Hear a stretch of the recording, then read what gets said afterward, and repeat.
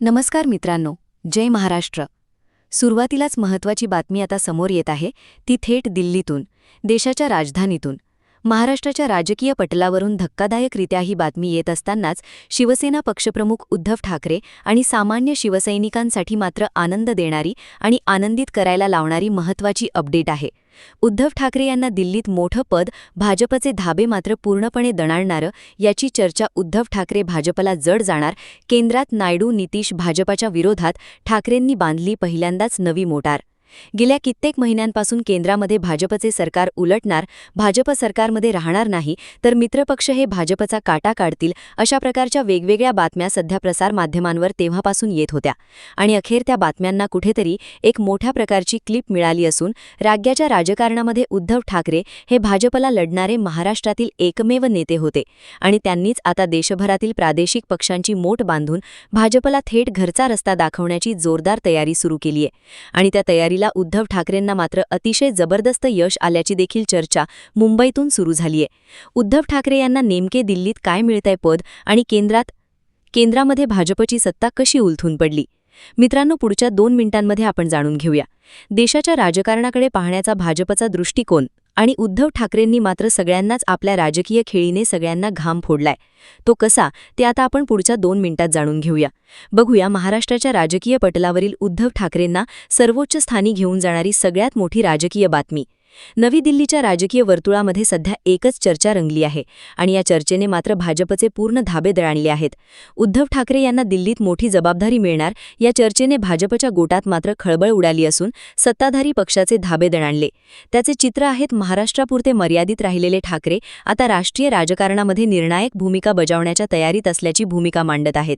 त्यातच आंध्र प्रदेशचे मुख्यमंत्री चंद्रबाबू नायडू आणि बिहारचे मुख्यमंत्री नितीश कुमार हे भाजपच्या विरोधी भूमिकेमध्ये आल्याने केंद्रातील राजकीय गणित झपाट्याने बदलताना दिसत आहेत. उद्धव ठाकरेंचे नवे खासदार, नितीश कुमारांचे जवळजवळ खासदार आणि नायडूंच्या जर 10 खासदार, या सगळ्यांना मिळूनच भारतीय जनता पक्षाला पहिला झटका बसू शकतो आहे. केंद्रातील राजकीय गणित झपाट्याने बदलत असताना दिल्लीमध्ये मात्र ठाकरे यांची वाढती ताकद भाजपची प्रचंड डोकी ठरत आहे. लोकसभा निवडणुकांनंतर केंद्रातील सत्ता संतुलन पूर्णपणे बदलले आहे. भाजपा बहुमतापासून दूर गेल्याने मित्रपक्षांची त्यांच्यावरती अवलंबित्व वाढले. या परिस्थितीमध्ये विरोधकांना एकत्र आणण्याचं काम उद्धव ठाकरे अत्यंत शांतपणे, प्रभावी पद्धतीने करत असल्याचं दिसतंय. इंडिया आघाडीतील महत्त्वाचा चेहरा म्हणून ठाकरे यांचं वजन वाढलेले आहे. दिल्लीत त्यांना एखादे महत्त्वाचे संसदीय किंवा संघटनात्मक पद दिले जाणार, ही आता सगळ्यात मोठी बातमी आहे. राजकीय सूत्रांच्या माहितीनुसार ठाकरे यांना राज्यसभेतील नेतृत्वाची जबाबदारी किंवा इंडिया आघाडीच्या समन्वय समितीचा सर्वोच्च ठिकाणी ठाकरेंना बसवले जाऊ शकते. असे झाल्यास भाजपसाठी ही मात्र सगळ्यात मोठी डोकेदुखी ठरणार आहे.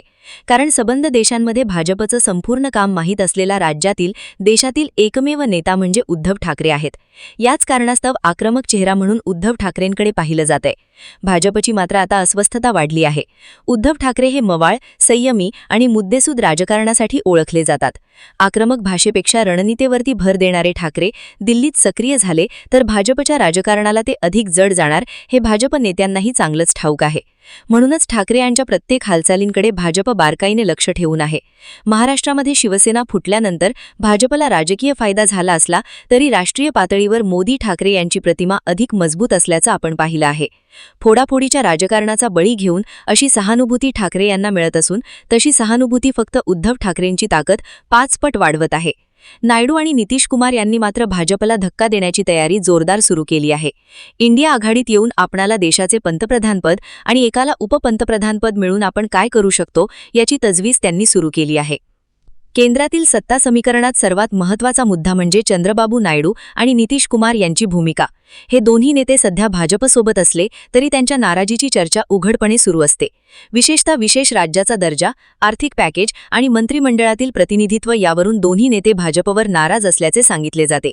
राजकीय जाणकारांच्या मते नायडू आणि नितीश कुमार यांनी भाजप विरोधी भूमिका घेतली तर मात्र केंद्रातील मोदी सरकार अल्पमतात येण्याची शक्यता कोणीही नाकारू शकत नाही. अशावेळी विरोधकांचा चेहरा म्हणून उद्धव ठाकरे पुढे आले तर नवे राजकीय समीकरण तयार होणार आहे. इंडिया आघाडीमध्ये ठाकरे यांची मध्यवर्ती भूमिका ही भाजपसाठी देखील धोकादायक ठरू शकते. राहुल गांधी, ममता बॅनर्जी, अखिलेश यादव यांसारखे मोठे नेते आहेत, मात्र सर्वांना एकत्र आणण्याची, संवाद साधण्याची, मतविभाजन टाळण्याची क्षमता उद्धव ठाकरे यांच्याकडे आहे, असे अनेक नेते मानतात. याच कारणामुळे ठाकरे यांना दिल्लीत मोठी जबाबदारी दिली जावी अशी मागणी आघाडीतील काही घटकांकडून वारंवार केली जात होती. महाराष्ट्रामध्ये काँग्रेस, राष्ट्रवादी, शिवसेना, ठाकरे गट यांना एकत्र ठेवण्यात ठाकरे यशस्वी ठरले आहेत. हाच फॉर्म्युला राष्ट्रीय पातळीवरती राबवण्याची जबाबदारी त्यांच्यावर सोपवली जाऊ शकते. जर उद्धव ठाकरे दिल्लीत सक्रिय झाले आणि नितीश यांनी भाजपपासून फारकत घेतली तर मोदी सरकारसमोर मोठं संकट उभं राहू शकते. विरोधकांना एकत्र आणणारा, आक्रमक भाषा, रणनीतीवर भर देणारा नेता म्हणून ठाकरे भाजपला अधिक जड जाणार आहेत. भाजपने ज्या पद्धतीने महाराष्ट्रातील शिवसेना फोडली, त्याच पद्धतीने ठाकरे यांना राष्ट्रीय सहानुभूती मिळवून दिली, हे भाजपच्या लक्षात येत नाही. म्हणूनच दिल्लीत ठाकरे यांना मोठं पद मिळू नये यासाठी भाजप अडवण्याचे हालचाली करत आहे. या सगळ्या घडामोडींचे आगामी काळात केंद्रातील राजकारण झपाट्याने बदलणार आहे, हे निश्चित. नायडू, नितीश कुमार, ठाकरे तिघांच्या हालचालींवर संपूर्ण देशाचं लक्ष आहे. उद्धव ठाकरे जर दिल्लीत मोठ्या भूमिकेत आले तर मात्र केवळ महाराष्ट्राचे नेते न राहता राष्ट्रीय राजकारणातील किंग मेकर होऊ शकतात. एकंदरीत दिल्लीत ठाकरे यांचे वजन वाढत असताना भाजपची चिंता मात्र वाढत चालली आहे. उद्धव ठाकरे भाजपला जड जाणार ही चर्चा आता केवळ राजकीय अफवा राहून राजकीय राहिली नाही, तर ती वास्तवात उतरण्याची शक्यता जाणवू लागली. मित्रांनो, या सगळ्या घडामोडींमुळे उद्धव ठाकरेंची मात्र लोकप्रियता प्रचंड वाढली आहे. भाजप आगामी काळामध्ये कोणता राजकीय डाव खेळते ते आपल्याला सर्वांना बघायला मिळेलच.